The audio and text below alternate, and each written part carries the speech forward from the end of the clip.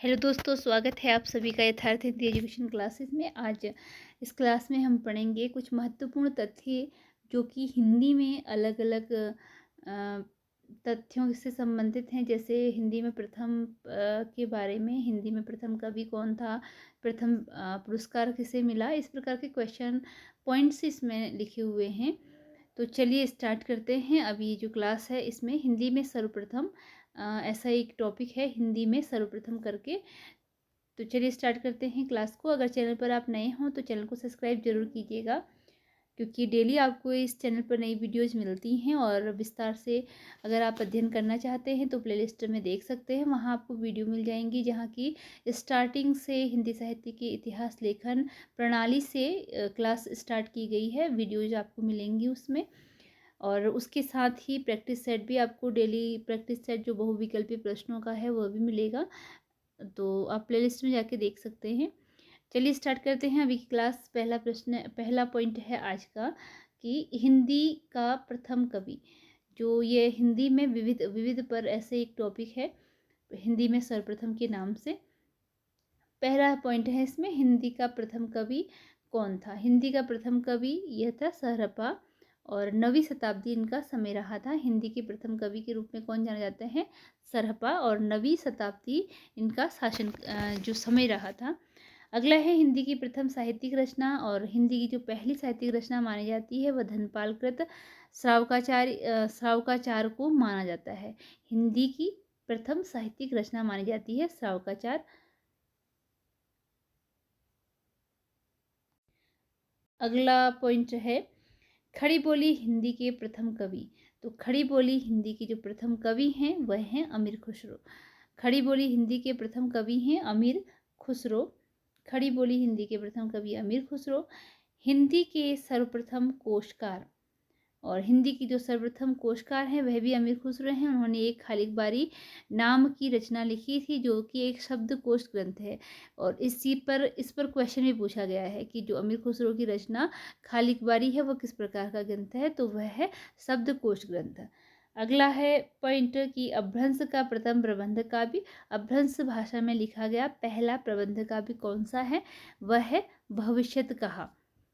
तो अपभ्रंश काव्य में, अपभ्रंश भाषा में लिखा गया पहला जो प्रबंध काव्य है वह भविष्यत कहा है, धनपाल की रचना। अगला है पॉइंट, रस सूत्र के प्रथम व्याख्याकार है।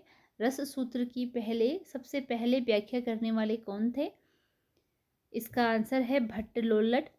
रस सूत्र के जो सर्वप्रथम व्याख्याकार थे वह थे भट्ट लोल्लट। अगला पॉइंट है, साधारणीकरण का सर्वप्रथम प्रयोगकर्ता। साधारणीकरण का सबसे पहले प्रयोगकर्ता थे भट्टनायक। अगला पॉइंट है, हिंदी का प्रथम महाकाव्य।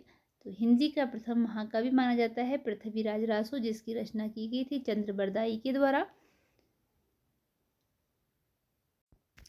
इसमें एक पॉइंट गलत लिखा हुआ है जो हमने पढ़ा था यहाँ पर, श्रावकाचार रचना धनपाल यहाँ पर दिया हुआ है। तो श्रावकाचार तो देवसेन की रचना है, ठीक है। देवसेन जो कि जैन आचार्य थे, इनकी रचना है श्रावकाचार।